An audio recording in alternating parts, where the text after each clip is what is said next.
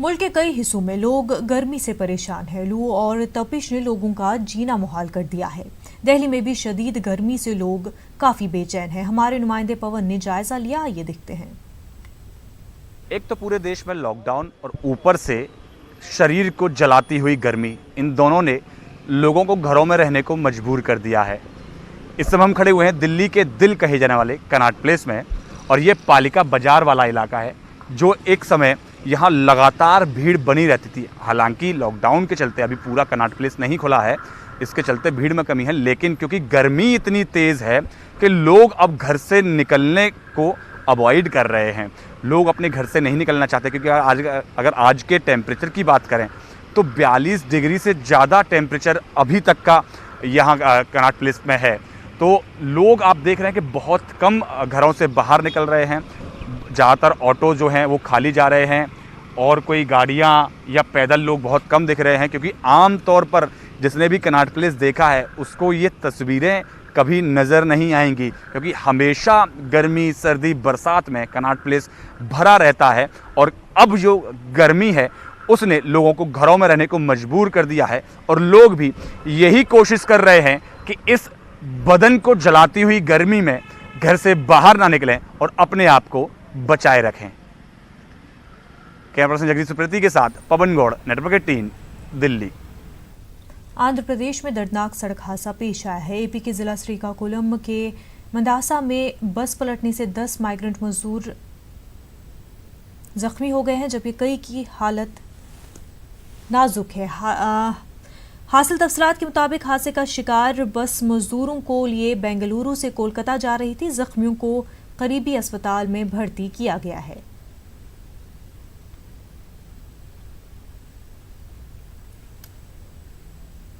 आंध्र प्रदेश में आज से फजाई सर्विसेज का आगाज हो गया है। लॉकडाउन के बाद पहली मर्तबा आज से फजाई सर्विसेज को शुरू किया गया। तकरीबन 2 माह बाद एयरपोर्ट को मुसाफरीन के लिए खोल दिया गया। कन्नावरम एयरपोर्ट से पहली फ्लाइट बेंगलुरु के लिए रवाना हुई। मुसाफरीन को 2 घंटे कबल एयरपोर्ट पहुंचने का मशवरा दिया गया था। थर्मल स्कैनिंग और दीगर टेस्टों के बाद मुसाफरीन को सफर की इजाजत दी गई।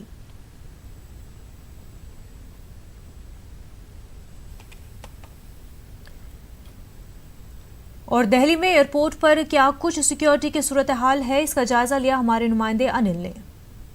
इस भर में यात्री उड़ान विमान सेवा जो घरेलू है वो स्टार्ट हो चुकी है। ये आप देख पा रहे होंगे कि ये जो है वो गेट नंबर 5 है। दिल्ली टर्मिनल 3 का गेट नंबर 5 है, जहाँ पे लोग प्रवेश कर रहे हैं अलग अलग फ्लाइटों के लिए। हालांकि हर एक एंट्री गेट के लिए अलग अलग एयरलाइंस कंपनियों के लिए व्यवस्था की गई है। आप देख पा रहे होंगे कि किस तरह से जो है जो कॉन्टैक्टलेस और टचलेस की व्यवस्था की गई है। जो यहाँ पे जो सुरक्षा जवान हैं वो देख पा रहे हैं कि बोर्डिंग पास का जो है वो किस तरह से यात्री का देख रहे हैं कि एक शीशा लगा हुआ है, उसके पीछे जो वो जवान है वो चेक कर रहा है प्रवेश के दौरान, ताकि जो है वो सुरक्षित तरीके से कोविड-19 को फैलाव को रोका जा सके। और दूसरी तरफ कई ऐसे यात्री हैं जो पीपीई किट पहनकर भी अंदर प्रवेश कर रहे हैं। आप देख पा रहे होंगे कि एक यात्री है जो वो पूरा पीपीई किट पहनकर प्रवेश कर रहा है, ताकि वो किसी तरह से जोखिम नहीं लेना चाहता है। और एक ये जो फ्लाइटें हैं वो अभी एक देख पा रहे होंगे कि क्रमवार सोशल डिस्टेंसिंग को मेंटेन करते हुए लोग प्रवेश ले रहे हैं। जहाँ तक बात है कि यहाँ पे व्यवस्था की गई है कि धीरे धीरे अंदर में भी कई ऐसी व्यवस्थाएं की गई जिससे सोशल डिस्टेंसिंग मेंटेन किया जा सके।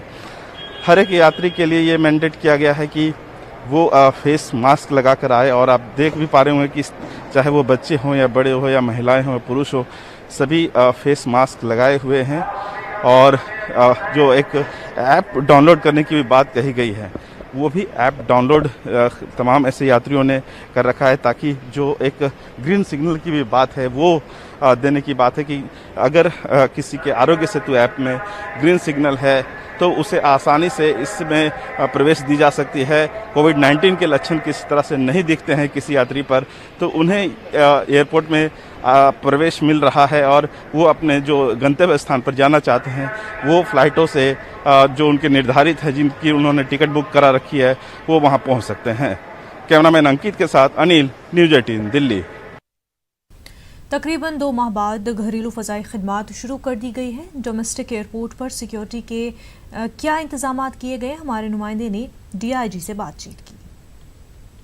एयरपोर्ट पर आम यात्रियों के लिए उसे खोल दिया गया है, लेकिन उसके परिचालन और वहां पर जो सुरक्षा में तैनात सीआईएसएफ वहां पर किस तरह की चुनौतियों को देखते हैं, इस मामले में आइए बात करते हैं। यहाँ पे डीआईजी श्रीकांत किशोर जी हमारे साथ में हैं। सर, जिस तरह से सीआईएसएफ वहाँ पे काफ़ी बेहतरीन और आधुनिक तरीके से वहाँ पे सुरक्षा व्यवस्था में लगी है, किस तरह से आधुनिक तरीके से वहाँ पे सुरक्षा व्यवस्था को और बेहतर और मजबूत किया जा रहा है?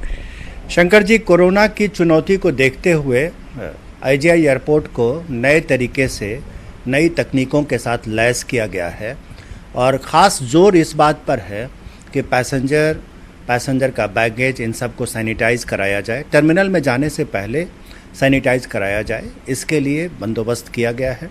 सुरक्षाकर्मी सुरक्षा के सारे मानकों का पालन करें, लेकिन इससे ना तो पैसेंजर को किसी तरह की असुविधा हो, ना कोई कोरोना का खतरा हो।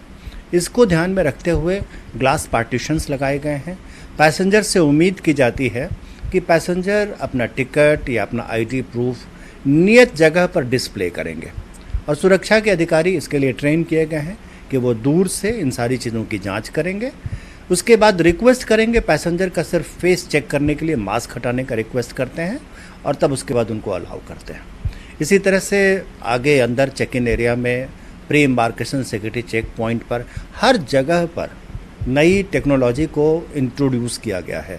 आपको स्मरण होगा, बहुत पहले से भारत सरकार डीजी यात्रा के प्रोजेक्ट पे काम कर रही है। अभी जो नई टेक्नोलॉजी आईजीआई एयरपोर्ट में लाई गई है, उसमें बहुत सारे फीचर्स जो हैं वो डीजी यात्रा से मिलते जुलते हैं। मैं ये तो नहीं कहूँगा कि पूरी तरह से डीजी यात्रा को इम्प्लीमेंट कर दिया गया है, लेकिन आज बार कोड रीडर के ज़रिए बोर्डिंग पास को रीड किया जा रहा है। बोर्डिंग पास के ऊपर से स्टैंपिंग की कोई आवश्यकता अब नहीं रह गई है। तो इस तरह से पैसेंजर का हर तरह से हम बचाव कर रहे हैं। सर, एक चीज़ और जानना चाह रहे हैं कि अभी जैसे यात्रियों के चेहरे पे मास्क होता है, वो पहुंचते हैं तो फिर भी उसको क्या पहचानने के लिए किस तरह से एक व्यवस्था आप लोग करते हैं? क्योंकि वो सटीक आदमी ही वो वहाँ पे यात्रा कर रहा है, कोई संदिग्ध आदमी यात्रा ना कर रहा हो, इसके लिए क्या पहचान की व्यवस्था हो? पहचान के लिए तो वो तो एक बहुत ज़रूरी कार्रवाई है सुरक्षा के लिए। तो हम लोग पैसेंजर को रिक्वेस्ट करते हैं कि वो जस्ट 1 सेकंड के लिए अपना मास्क नीचे खींचें ताकि उनके चेहरे को हम देख सकें और उनके आईडी प्रूफ से उनके चेहरे का मिलान कर सकें। इसमें ये मैनुअल है, इसमें कुछ नहीं कर सकते। तो कहा जा सकता है आपकी यात्रा सुखद हो और बेहतर हो, इसके लिए सीआईएसएफ लगातार यहाँ प्रयासरत है और इसके साथ साथ सीआईएसएफ के जवान वहाँ पर कोई भी कोरोना से संक्रमित ना हो या कोई यात्री इससे संक्रमित ना हो, इसके लिए वहाँ पर एक ग्लास भी लगाया गया है और उसके साथ साथ कई सुरक्षा के जो मापदंड हैं वो भी वहाँ पर बनाए गए हैं। वीडियो जर्नलिस्ट प्रकाश गुप्ता के साथ शंकर आनंद, न्यूज़ 18 दिल्ली। महाराष्ट्र के अकोला में शनिचर के दिन दिल का दौरा पड़ने से एक 78 साला शख्स की मौत हो गई। अहल खाना ने कोरोना के खदशे के पेश नज़र मुबैना तौर पर मुतवफ़ी की आखिरी रसूमात अदा करने से इनकार कर दिया, जिसके बाद कुछ मकामी मुस्लिम नौजवानों ने उसकी आखिरी रसूमात अदा की।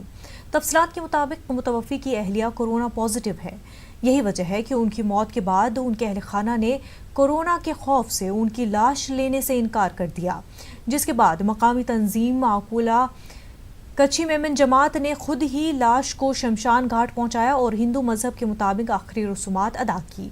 तंजीम के सदर जावेद जकरिया ने बताया कि उनकी तंजीम ने अब तक महामारी के दौरान 60 लोगों की आखिरी रसूमात अदा की हैं। उनमें 21 अफराद कोरोना के हैं, जबकि 5 हिंदू अफराद का अंतिम संस्कार किया गया है। अकोला में 12 अप्रैल को पहली मौत हुई थी कोरोना पॉजिटिव की। उस दिन से हमने ये दफन विधि और अंतिम संस्कार का काम शुरू किया।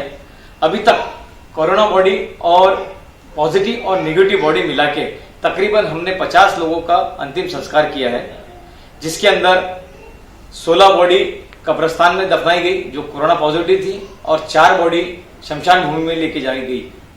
इसमें से 2 जो है बॉडी का अंतिम संस्कार हमने अपने हाथों से किया। आज देशपांडे करके जो एक हमारे बुजुर्ग थे अकोला के, उनकी अंतिम संस्कार जो है वो हमने अग्नि दी है उसको। उनके परिवार के लोगों ने अग्नि देने से इनकार किया। कोई बात नहीं, हम अपने अकोला कच्ची मेमन जमात की पूरी जिम्मेदारी, हमारे देशवासियों के पूरी जिम्मेदारी निभाते हुए हम अपने हाथों से अग्नि दे के उनकी अंतिम विदाई दी हमने।